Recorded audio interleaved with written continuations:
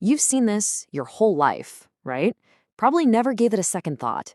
But you need to look closer because this isn't just some product. It's a weapon. And the lie they told to sell it, well, it's the most successful, most deadly lie in history. 100 million. Just let that number sit there for a second. It's a scale of death that's almost impossible to really wrap your head around. A silent, slow catastrophe. To put that in perspective, we all learned about World War I, a global tragedy. This one product, this little thing, has killed more people, more than every soldier, every civilian, all of them combined. And here's the coldest part of it all. This wasn't some mistake. It wasn't an accident. The companies that made this, the ones that sold it, the ones that put it right into the hands of your family, they knew. They knew. They knew it was a killer all along. So to really understand just how deep this betrayal runs, we have to go back, way back, to the 1950s. We're going inside the secret labs of the very companies that got the whole world hooked. And this is where it all started, the original sin. Look at this. As early as 1953, their own scientists wrote these exact words in their own internal reports. There's no room for doubt here. They knew. They knew they'd created a monster.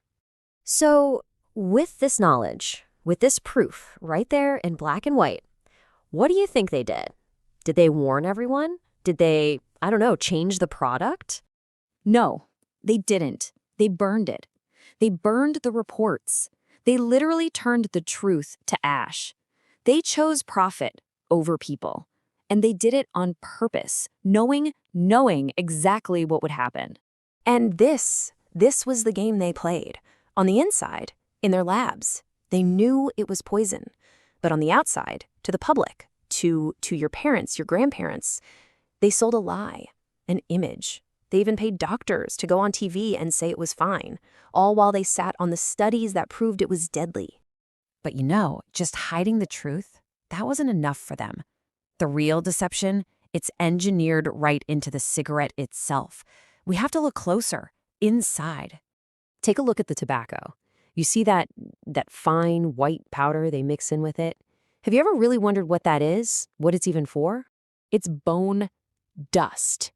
The ash from dead animals. Yeah, you heard me right. But why? Why would they do something so grotesque? It wasn't for the taste. No, it was to make the cigarette burn faster. See, a faster burn means the nicotine hits your brain quicker, and a quicker hit means a stronger addiction. It was a trap, a carefully designed chemical trap. Let that sink in for a minute. They literally put dead animals in your lungs, all for one reason, to make damn sure you couldn't quit. Now, eventually, the truth starts to leak out. Adults start to quit. So the industry, well, they needed to replace their dying customers. And where did they turn?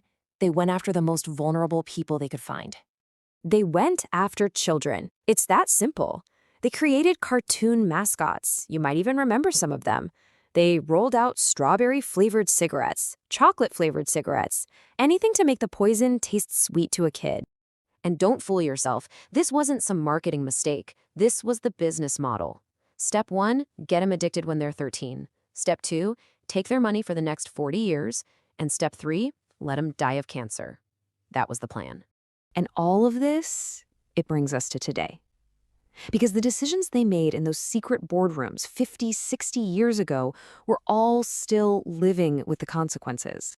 Today, that industry is worth over $800 billion. And when you see that number, I want you to remember how it was made. It was built on burnt reports. It was built on bone dust. It was built on a business plan to addict children. This isn't just some abstract history lesson. This is personal. Your friend, your father, maybe your grandfather, they weren't just customers. No, they were targets. We all were. Targets in the deadliest marketing campaign ever created. So the next time you see one of their brands or their fancy office buildings, just ask yourself this one question. After 100 million bodies, after the burned evidence, after the candy-flavored poison for kids, how dirty is that money?